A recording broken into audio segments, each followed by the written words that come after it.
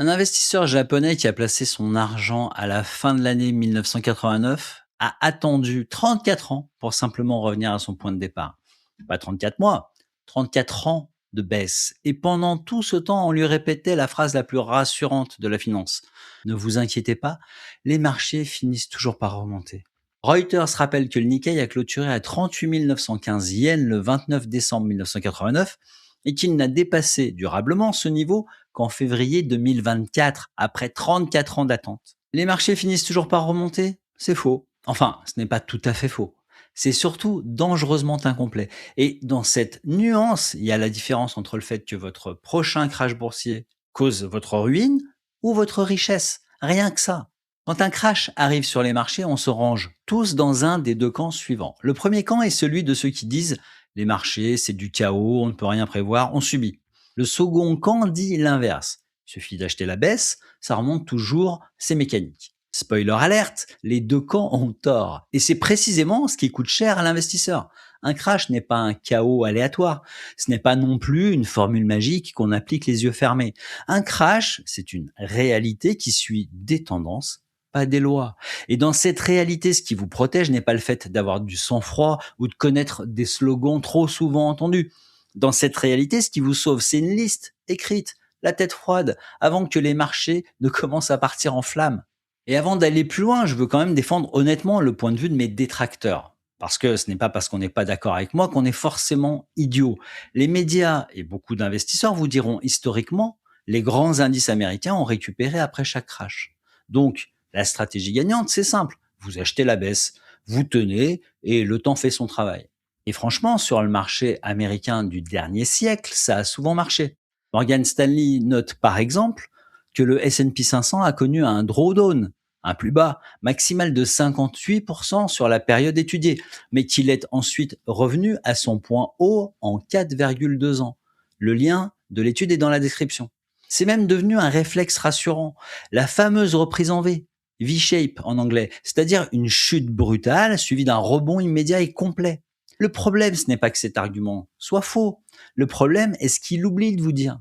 Première chose qu'on oublie de vous dire, la reprise en V est l'exception, pas la règle. Les médias adorent la reprise en V parce qu'elle est simple, spectaculaire, ça chute, les banques centrales interviennent, ça repart au sommet. Sauf que quand on regarde les vrais grands crashs, 1929, les années 70, l'éclatement des valeurs Internet en 2000, 2008, on voit tout autre chose. Une chute brutale, une longue période au plus bas des marchés, puis une remontée plutôt chaotique, pleine de faux départs et de rechutes effrayantes. La note de Morgan Stanley montre justement que, pour les actions américaines étudiées entre 1985 et 2024, le drawdown médian a été de 85,4% et la durée médiane du retour au niveau antérieur n'est même pas garantie, car environ 54% des actions ne reviennent jamais à leur sommet précédent. Oui, les reprises en V existent. 1987, 2020, ce sont les exemples parfaits, mais ce sont des exceptions. Le piège, c'est qu'attendre la reprise en V vous entraîne à guetter le bas évident pour acheter d'un coup. Or, le bas n'est évident qu'après coup. On ne sonne jamais la cloche au plus bas du marché. Quand tout le monde est d'accord pour dire c'est reparti, l'essentiel du rebond est déjà passé. Vous commencez à voir que les marchés ne remontent pas toujours. Avant d'aller plus loin, je vous propose de mesurer précisément à quel niveau d'exposition aux États-Unis vous êtes vraiment dans votre portefeuille. Si vous êtes à 70% USA, comme la majorité des investisseurs internationaux, vous faites le même pari que le Japon de 1989 sans le savoir. J'ai créé un outil gratuit de diagnostic. Le lien est en description. La deuxième chose qu'on oublie de vous dire sur les marchés, c'est que acheter la baisse, c'est une tendance, pas une loi. Sur le papier, buy the dip, le fait d'acheter au plus bas du marché quand ça chute, paraît imparable. Les autres paniquent, vous achetez moins cher. Mais le piège n'est pas dans le slogan, il est dans l'exécution. 3 vérités qui dérangent.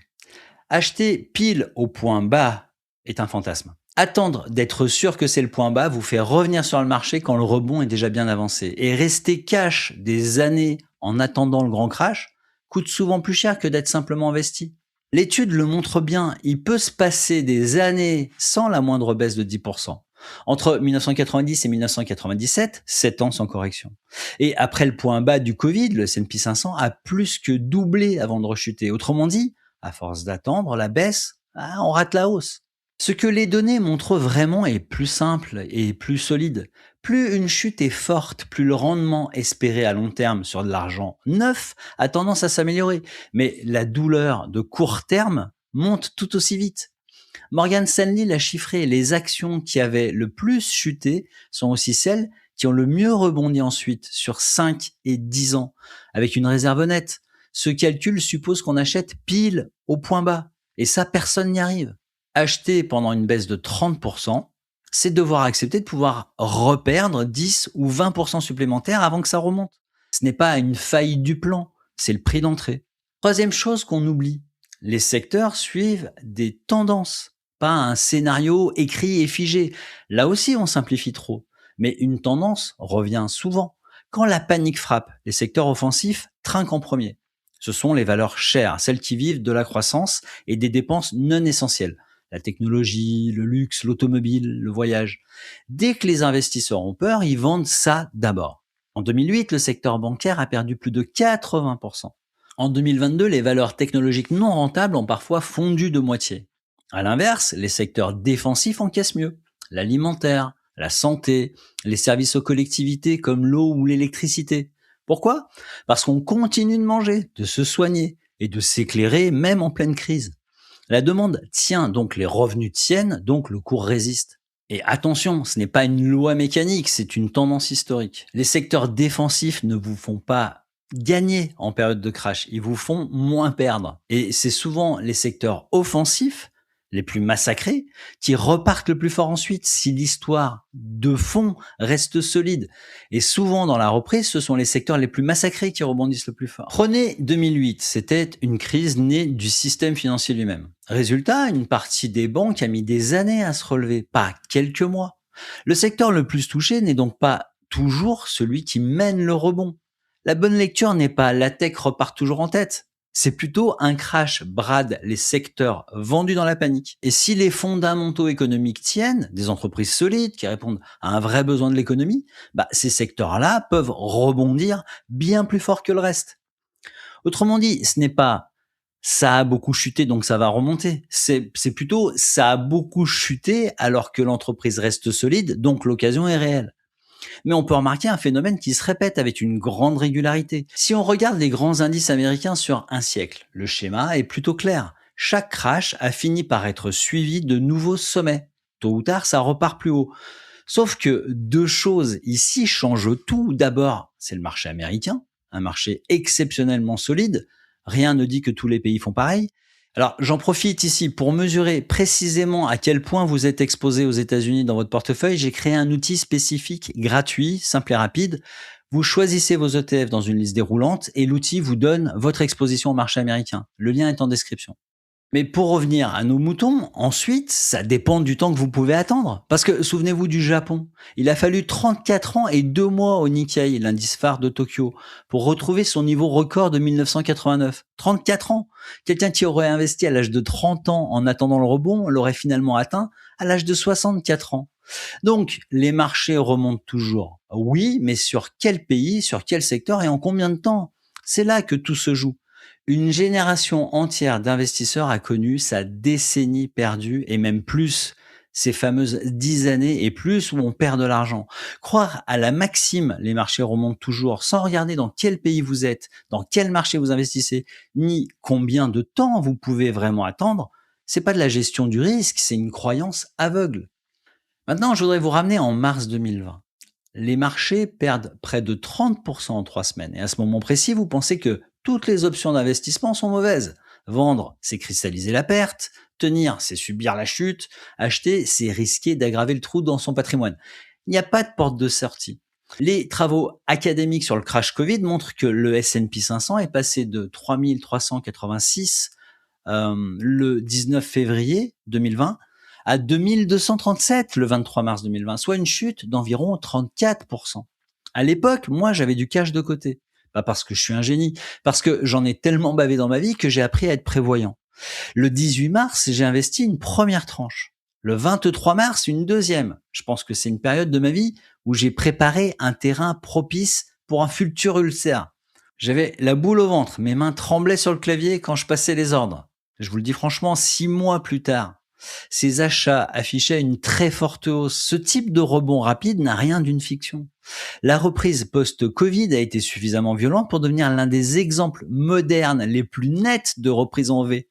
Et ce qui a fait la différence à l'époque pour moi, c'est pas un hypothétique courage, c'est une question simple qu'un investisseur plus âgé m'avait déjà posée en pleine crise de 2008. Qu'est-ce qui a changé dans les entreprises que tu détiens depuis hier?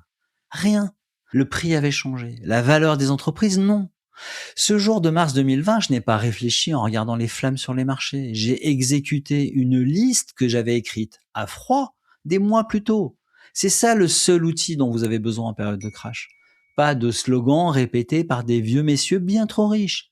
Une simple liste de courses avec les plus belles sociétés et 2 ou 3 prix en face. Et si vous avez vendu en panique en 2008 ou en mars 2020, c'est pas parce que vous avez un défaut de caractère, un manque de courage. Personne ne nous apprend à préparer nos actions quand tout va bien pour savoir quoi faire précisément quand tout brûle autour de nous. Le problème, ce n'est pas vous, c'est qu'on improvise des décisions qui impactent le reste de notre vie au milieu d'un incendie. Et ça, c'est exactement ce qu'on va corriger dans cette vidéo. Et souvenez-vous que tout ce qu'on voit dans cette vidéo, le fait de séparer les croyances rassurantes de ce que font vraiment les marchés et investir avec méthode plutôt qu'avec de la superstition, je l'ai condensé dans une formation gratuite de 7 jours. Un email par jour. C'est la suite logique de cette vidéo en plus complet et appliqué à votre cas. Le lien est en description. Et voici la liste à écrire maintenant à froid pendant que tout va bien. 4 lignes. Ligne 1, décidez de votre stock de munitions à l'avance. Vos munitions, ce sont les liquidités que vous gardez exprès en réserve, ce que les anglo-saxons appellent le dry powder, la poudre sèche. Décidez aujourd'hui quelle part vous gardez et à quel palier de baisse vous la déployez. Par exemple, une tranche lorsque les marchés crachent de 20%, moins 20%, une à moins 30%, une à moins 40%. Comme ça, vous ne décidez plus rien en pleine panique. Vous exécutez un plan. L'étude que j'ai déjà citée de Morgan Stanley montre qu'une telle approche peut sembler rassurante, mais qu'elle n'est tenable que si vous acceptez des périodes très longues, sans signal d'achat, et la difficulté psychologique de rester discipliné. Ligne 2 de votre liste, investissez sur la qualité et la diversification. Ne cherchez pas à faire un coup d'éclat. Dans un crash, votre vrai avantage, c'est de détenir des entreprises solides et rentables, réparties entre plusieurs secteurs et dans plusieurs régions du monde. Pas d'essayer de deviner l'action unique qui va tripler en valeur à la sortie du crash. L'étude de Morgan Stanley illustre bien cette idée. Sur la période étudiée, le S&P 500, l'indice des 500 plus grandes entreprises américaines, a moins chuté que la plupart des actions prises une par une. La traduction en bon français? Un panier d'entreprises encaisse mieux le choc qu'un seul titre. Voilà pourquoi on répartit ces investissements. Et pour mesurer précisément votre exposition au marché américain, il y a mon outil gratuit. Le lien est en description. Troisième ligne de votre petite liste, acceptez le risque de mauvais timing. Si vous achetez à moins 30% lors du crash, soyez prêt mentalement et financièrement à voir les cours baisser de encore moins 10 ou moins 20% avant que ça remonte éventuellement. Une baisse supplémentaire ne veut pas dire que vous devez fuir les marchés. Ça veut juste dire que vous devez acheter le deuxième prix que vous avez inscrit dans votre liste. Vous savez, le prix encore plus bas pour ces merveilleuses sociétés de qualité. Ligne 4, posez la question de la résilience. Avant de déployer votre cash, posez-vous la question du Japon. Est-ce que ce marché, ce système est résilient? Parce que historiquement, un indice large dans une économie solide finit souvent par récupérer sur très longue période. Mais un marché fragile peut rester à terre pendant une génération. Reuters et Nippon.com montrent précisément que le Nikkei a mis plus de 34 ans à retrouver ses sommets de 1989. Alors, tout ce que je décris ici, c'est de la pédagogie générale, pas un conseil adapté à votre situation. Les paliers que je cite sont des exemples pour illustrer la mécanique. Ce ne sont pas des consignes d'investissement. Dites-moi en commentaire, en mars 2020, vous étiez dans quel camp? Celui qui a vendu, celui qui a tenu ou celui qui a acheté? Et pour ceux qui souhaitent aller plus loin et se demandent d'où viennent les profits qu'on peut faire en bourse, c'est dans la vidéo qui s'affiche.